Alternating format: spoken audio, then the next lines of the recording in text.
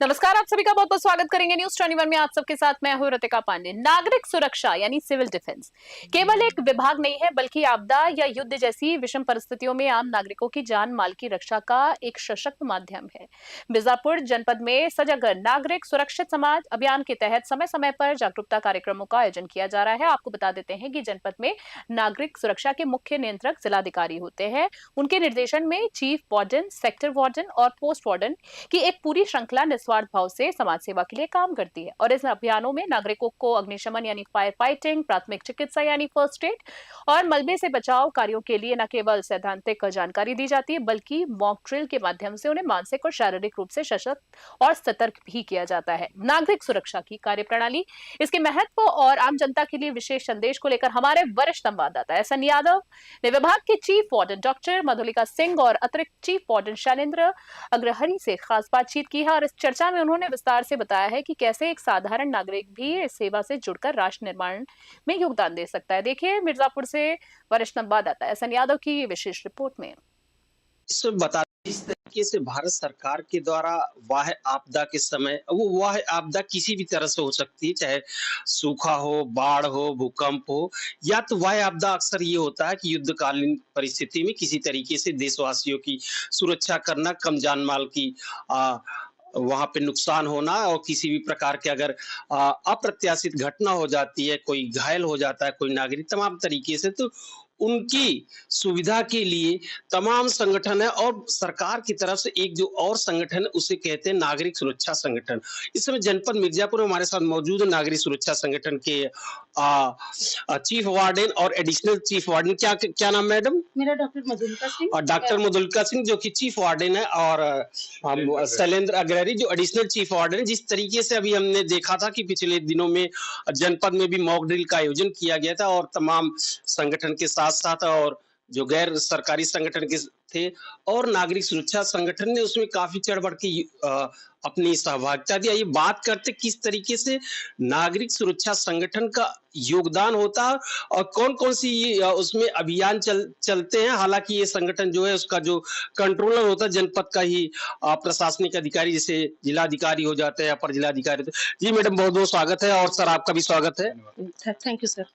जी, जैसे chief warden के रूप में आप नागरिक सुरक्षा संगठन में कार्य कर रही हैं, तो किस तरीके से आप ये सोचती हैं कि नागरिक सुरक्षा संगठन के द्वारा हमारे जनपद के लोगों को कभी भी किसी प्रकार की अगर दैवीय आपदा के साथ साथ वाह्य आपदा होती है, तो कैसे उसका आपके संगठन के जो वॉलंटियर्स हैं उनकी मदद से लोगों की कम जो जान माल की हानि होती कम हो सके? इसमें सर हमारे जो भी हमारे कार्यकर्ता हैं, वो लोग बहुत ही हिम्मत से, और अगर बाई चांस कहीं बहुत आग लग गई, बाढ़ आ गई, कोई भी आपदा आ गई, तो उसमें हमारे जो भी कार्यकर्ता हैं वो बहुत ही मेहनत से, सूझबूझ से सबकी रक्षा करते हैं। अगर बहुत ऊंचाई पे कहीं आग लगी हुई है तो भी वो लोग सीढ़ी से चढ़ करके और अपने को जोखिम में डाल करके और वो लोग सबकी जान बचाते हैं। और जैसे एक चीज होता है सलेम जी, ये हमने देखा है अक्सर कि पूरे प्रदेश की बात कर लेते हैं, तो जब प्रदेश में वाह्य आपदा जो होती है, जो दैवीय आपदा कहते हैं, जिसे बाढ़ है, तो बाढ़ के समय हम देखते त्राहिमाम हो जाता है। तो त्राहिमाम के समय किस तरीके से जो नागरिक सुरक्षा संगठन जो वॉलंटियर है उसमें किस तरह की उनकी भूमिका होती है? पहले तो एक चीज स्पष्ट कर दूं कि यह नागरिक सुरक्षा संगठन नहीं है, ये सरकार का एक विभाग है। तो ये नागरिक सुरक्षा विभाग के रूप में काम करता है और जिस पर पूरा नियंत्रण राज्य सरकार और देश की सरकार का है।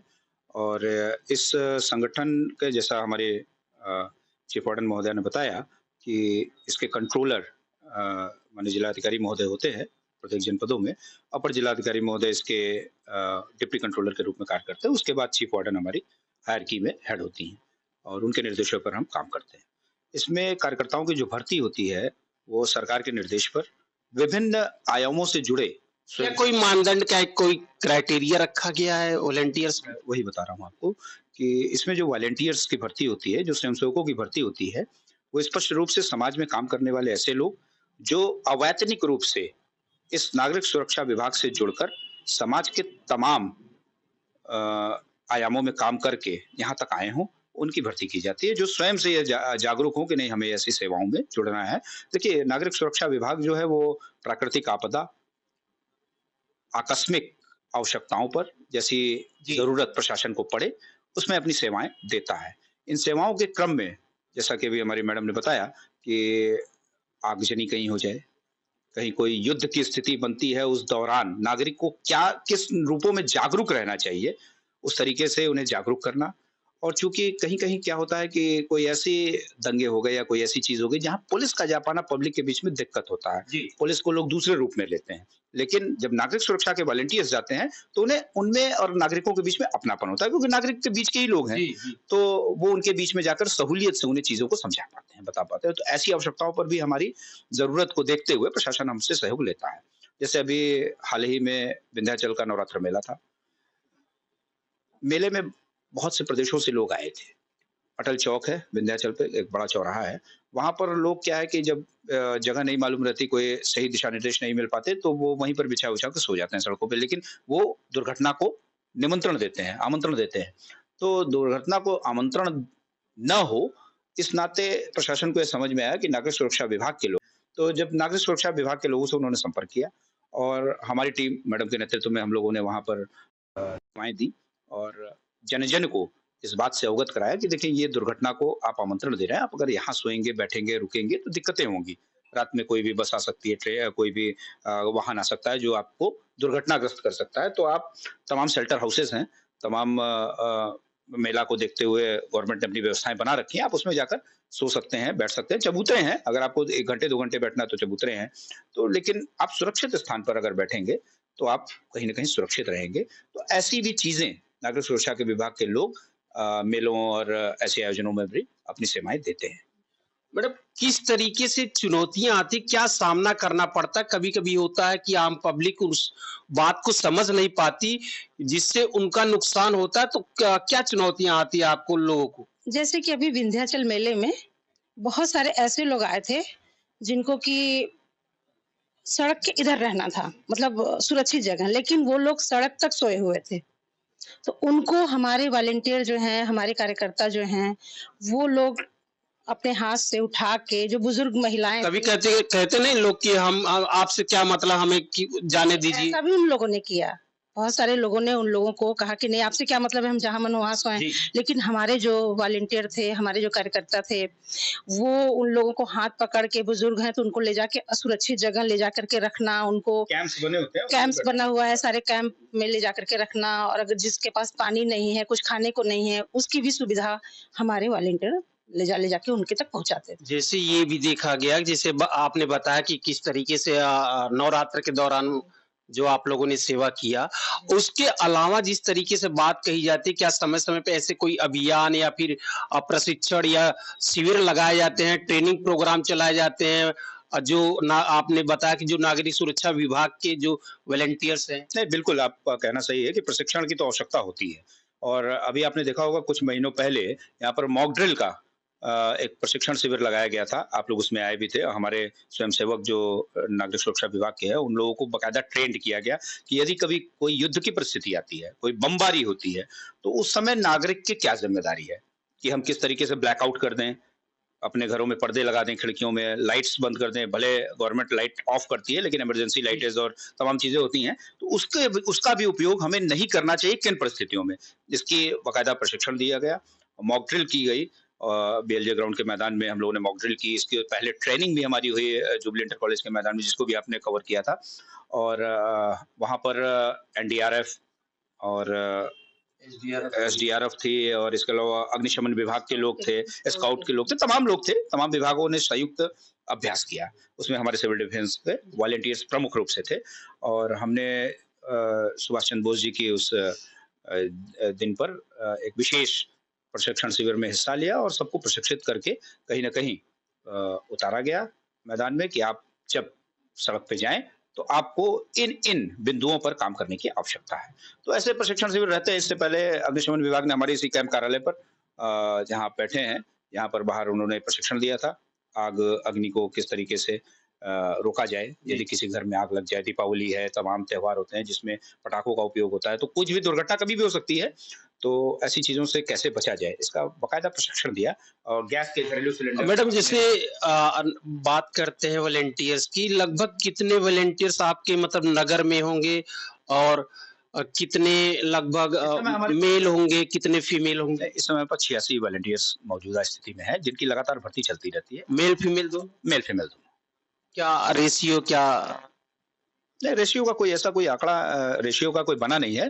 तो जो आते हैं और उसमें मैडम उनका इंटरव्यू लेती हैं, उसके बाद जो चयनित होते हैं हम उसको फॉरवर्ड आगे करते हैं। फिर उसको तमाम जो पुलिस के वेरिफिकेशन है और जो भी अधिकारियों का अपना है, तो इंटरव्यू के बाद वो चीज़ें फाइनल होती हैं।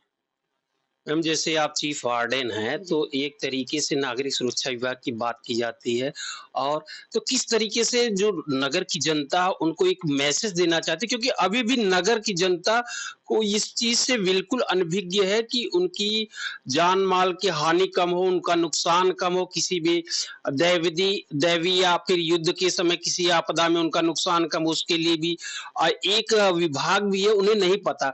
तो क्या मैसेज देंगी, क्या संदेश देना चाहिए, कैसे जागरूक करेंगे अपने विभाग को? सर एक्चुअली क्या है कि ये जो सिविल डिफेंस है, ये अभी पहली बार मिर्जापुर जिले में इसकी ऑफिस बनी है। इससे पहले मिर्जापुर में ये डिपार्टमेंट नहीं था। और अब जो इसके जो हम लोग के सब देखते हैं, डीएम सर देखते हैं हम लोग के, तो उनके द्वारा हम लोग को जो भी बताया जाता है कि यहाँ पे ये चीज करना है, या कहीं आग लग गई है तो कैसे उनको जी। सेफ उतारना है आग लगने के बाद, या फिर आग लग गई है तो कैसे, अगर घर में आग लग गई है किसी के तो कैसे क्या करना है, इसकी पूरी ट्रेनिंग हमारे बच्चों को दिया जाता है, जो कि डीएम सर के आदेश से हम लोग को जहाँ भी बुलाया जाता है वहाँ हम लोग जाते हैं। प्रशिक्षण होते हैं। हाँ। एक अंतिम प्रश्न लेते हैं, जिसे आप जो आम जनता है उसे क्या अपील करेंगे, क्या संदेश देना चाहेंगे कि वो भी ऐसे कार्यों में उनके सहभागी बने, और वो भी नागरिक सुरक्षा जो विभाग है जो कार्य कर रहा उसके प्रति उनकी जागरूकता कैसे बढ़े? सर नाम से स्पष्ट है नागरिक सुरक्षा, तो हमारी अपील भी उसी के सापेक्ष है। जी। नागरिक सुरक्षा का मतलब है नागरिक सुरक्षित रहें। नागरिक सुरक्षित कैसे रहें, ये बताना नागरिक सुरक्षा विभाग का कर्तव्य है, और हम वैसी ट्रेनिंग प्राप्त करते हैं। और हमारे स्वयंसेवक जो सैकड़ों की संख्या में है, वो शहर के तमाम सेक्टर्स में बटे हुए हैं, और इनकी संख्या लगातार बढ़ रही है। ये संख्या भविष्य में और काफी बढ़ सकती है, लगातार भर्तियां चल रही हैं। जो भी आपके माध्यम से हम ये अपील भी करना चाहेंगे, जो भी स्वयंसेवक खुद को महसूस करता हो कि नहीं हमें नागरिक सुरक्षा विभाग को सहयोग करना चाहिए, वो अपनी भर्ती के लिए हमसे संपर्क कर सकता है, और संपर्क करने के दौरान उनके फॉर्म भरे जाएंगे और वो इसमें प्रशिक्षण प्राप्त करके हमारे स्वयंसेवक बन सकते हैं। और समय समय पे लोग इससे जुड़े, और हमारी अपील है आपके माध्यम से कि लोग इस विभाग के साथ जुड़कर नागरिक सेवाओं में अपने महती योगदान को समर्पित करें। बस यही आपके माध्यम से हम यही कहना चाहेंगे, और जागरूक हों। शुक्रिया आप दोनों को, चीफ वार्डन और एडिशनल वार्डन, तमाम जानकारी दिया।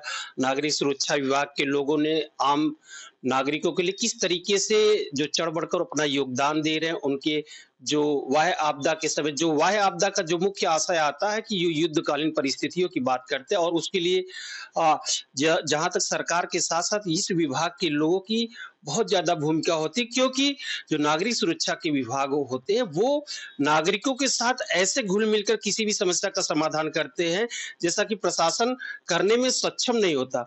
तो ऐसे तमाम चीजों के लिए जो नागरिक सुरक्षा विभाग जो जनता के लिए और भारत के नागरिकों के लिए चढ़ बढ़ के अपना योगदान दे रहा, आम जनता से ये अपील भी कर रहा है कि वो नागरिक सुरक्षा विभाग के लोगों का सहयोग करे, और ज्यादा से ज्यादा वो इस विभाग के संपर्क में है, जिससे कि वो भी अपने देश के, अपने नागरिकों का ज्यादा से ज्यादा जो नुकसान होता है उसको कम कर सके।